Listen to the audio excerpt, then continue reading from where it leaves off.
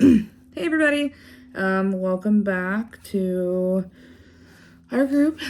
This is day 5, and so I might have lied to you guys a little bit. I think I said that today was going to be fun, and it might be for some people. I don't think it's going to be. I know it's not going to be for everybody, and I think it might be a little fun for me, but it's definitely going to be harder than it will be enjoyable. So here's what I want you to do. Today what we're going to do is a special activity that will probably be difficult for at least some of you. I think to have the most successful holiday and to have the most successful processing of some of this baggage and doing some of this work is going to be to connect. So I want you guys to do. Okay, I have my little baggy family pictures here. Yeah, I know this is gonna be a rough one. If your stomach just dropped, like, oh God, please no. Yeah, I know the feeling. Okay, but this is important. This work is important. This healing is important. It's important for you. It's important for your for your family. It's important for your ancestors, and it's important for the little ones that will come in the future. So you don't just heal for you. You heal. I don't want to be like over dramatic and be like you heal for the world, but I mean you really do. You have no idea how impactful it is for you to be whole and healed. How much that affects the work that you're able to do for others, and how much that impacts your life and the quality of your life. Okie dokie. So what we're gonna do is I'm actually gonna do a separate video with my reaction. I'm gonna do a separate video of me actually going through this process. But just for the people that don't want to watch that, I just wanted something quick to kind of get you guys started. Not everybody that's doing these exercises is in this group, so I don't want to waste their time. Okay, so looking at these pictures, all right, first thing I want you to do is just get some old pictures, start looking through them, okay? You may want to have like a journal or something to write down any initial thoughts. As you're looking through pictures, write down maybe post-it notes might be a great, I don't want to suggest using post-it notes for your pictures because I don't want to damage them. Find some way to organize your thoughts with these pictures, okay? Whether that be post-it notes or whether that be kind of organizing them into piles of oh, this is a pile of pictures that makes me feel good when I look at them, and this pile of pictures makes me feel bad when I look at them. Maybe that is your starting point. Maybe you can't identify why the pictures in the bad pile make you feel that way. Maybe you can't do that yet, and that's okay. But at least separating that out will be a helpful first step, okay? Writing down any initial thoughts. So this is kind of, like I said, this week we're just going to be doing similar activities, what we did last week, but we're going deeper, okay?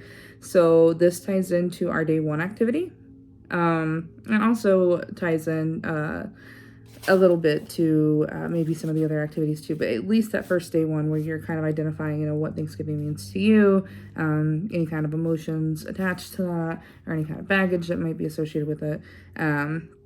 This is associated with that, okay? So go through these pictures. My hope for you is that this is a lovely, lovely, fun activity. I will warn you that even for those of you going into this thinking that this is going to be a great time, there may still be some negative emotions that come up, okay? But that's okay, because those negative emotions come up so that we are able to process them and work through them and move on, to have a better and more fulfilling life. So as you're looking through these pictures, some questions that I'm going to be asking myself that might be helpful for you to be asking too while you're doing this exercise is, what would these past or present family members, what do you think they'd say to you if they could? If they could be completely honest without without holding back, without anything in their personality limiting them, without anything in your personality or like your relationship dynamic limiting them. What do they think what do you think they'd say to you if they could?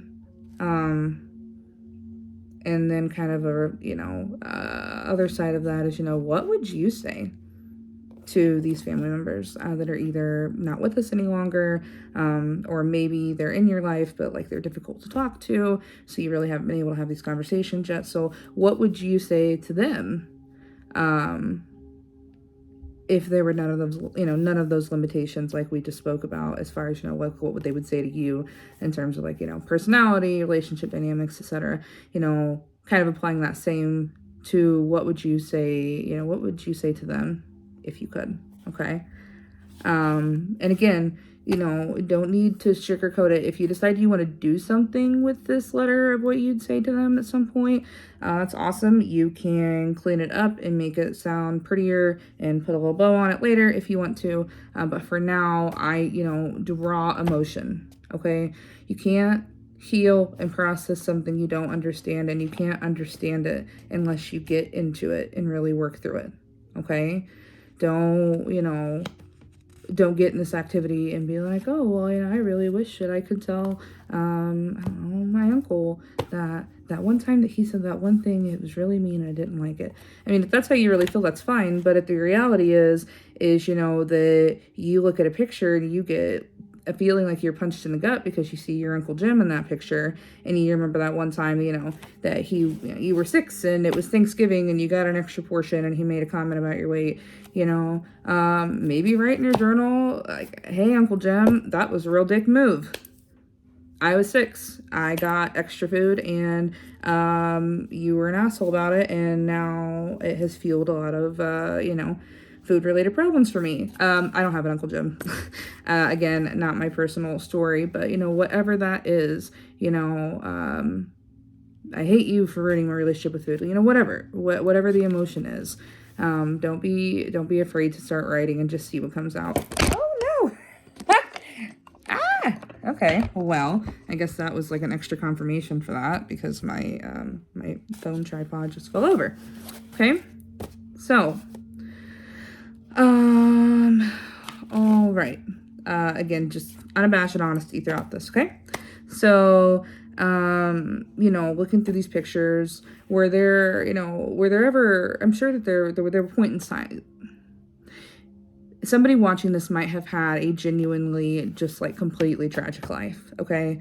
And I hate when people are like, oh, well, if you just think back, you can find a time that was happy and joyful, and, maybe you can and I can, but maybe there are some people that genuinely can't, and we need to respect that, okay? So think back to if there was ever any joy in these relationships, if there was ever any joy in these situations. When was that? Do you think there's a chance that could ever return? Is there a certain point that things kind of shifted in your family? Is there a certain point that you can identify with either your family unit as a whole or with certain individuals where things shifted? Can you identify when that was? Can you identify some of maybe like the circumstances that surrounded it that might have influenced it?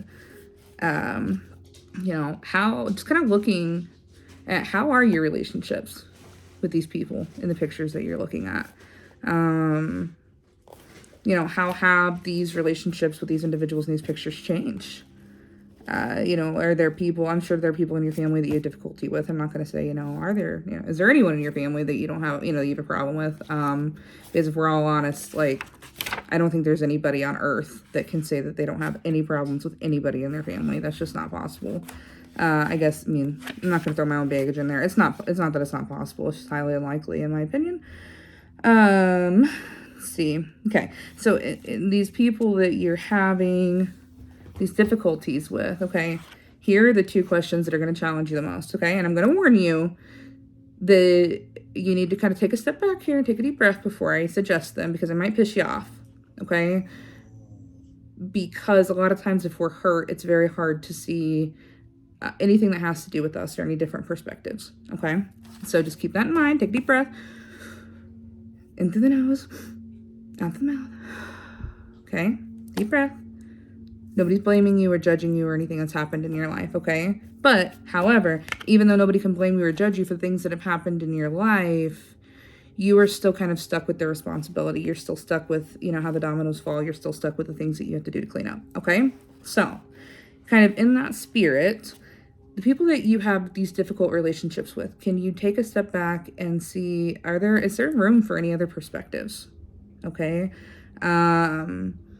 Just kind of as a quick kind of example for myself, my mom and I don't often have a great relationship, and a lot of that is because of the way that she communicates not being the same way that I communicate, which causes a lot of trouble, okay? She has some very kind of classically manipulative tendencies. And with my background, that makes me, honestly, that makes me want to stay like far away from her. But, kind of challenging that and saying that, is there any other perspective for this? So, when she is like texting me angry because I break plans or something, I say I'm going to show up and then something happens, I'm not able to, when she's kind of in that attacking mode, I've been trying to make myself take a step back and realize that that anger and that kind of bitterness that she's spewing at me has to do with some things in her own life, has to do with her own depression, has to do with her own loneliness, her own issues. So I'm not saying excuse that. I mean, you guys know the people in your life, the situations and the circumstances. Nobody's telling you to, forgive and forget someone or a situation that has, really, really hurt you. Yourself, what you need to do in the situation. Okay. I'm just saying, if there are difficult relationships, strained relationships, I would take a step back to see if the causes of that strain, if there are any other perspectives that you might be able to take to, step in their shoes, but also maybe step in an outsider's shoe and see, what maybe an outsider would see in the situation. And just really kind of just having that neutral level ground of what are we looking at? What is this? And could it be anything else? Okay. So that's the first question. And then here's the doozy. Here's the one people aren't going to like, and some I don't like either. But again, deep breath here. Okay. What responsibility do you have in these strained relationships? Phrased differently, what can you do to improve them? Is there anything you can do? I would say that there's always something you can do. There's always some little nugget of something that you can do. And if nothing else, even if that person doesn't respond positively, you know that you've done what you need to do. Okay.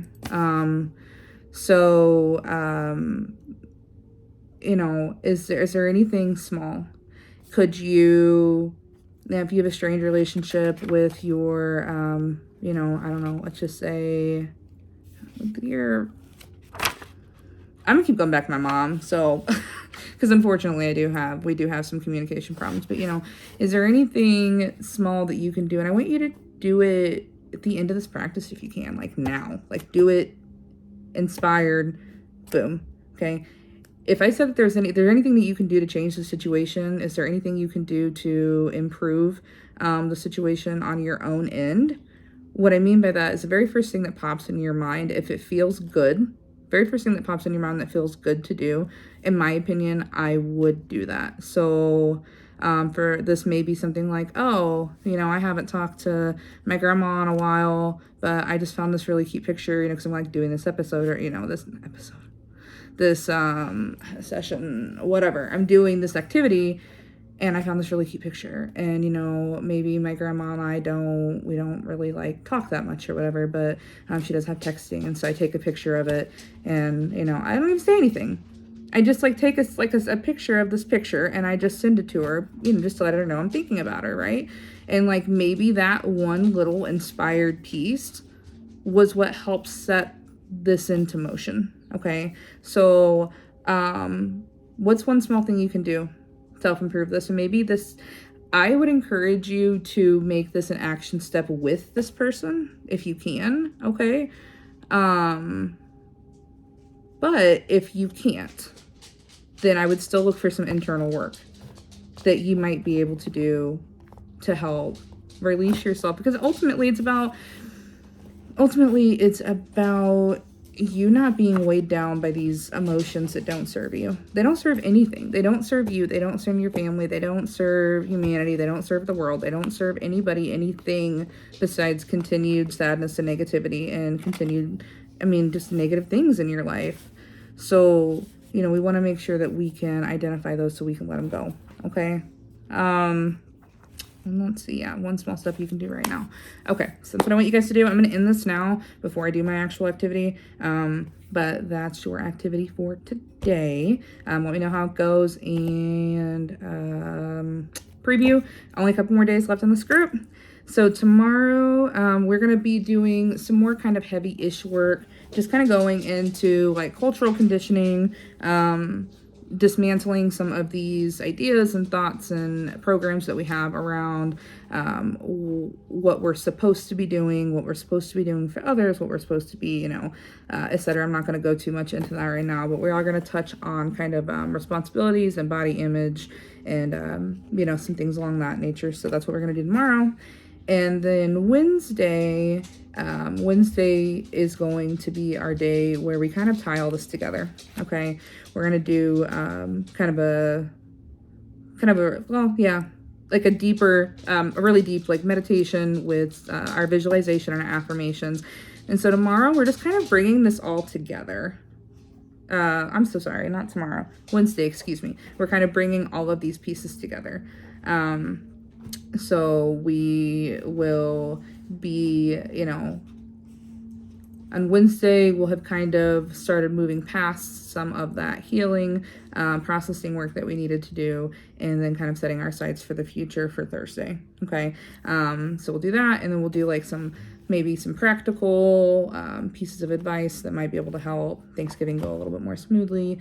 And then Thursday's Thanksgiving. So I'm trying to decide what I want to do for actual Thursday. So Wednesday, the group's kind of like over, but Thursday I might do like a special something or other just to kick us off for Thanksgiving. Okay. Right. Okay. So let me know if you guys have any questions or anything, but otherwise that's what I got for you today. So, okay. Bye guys.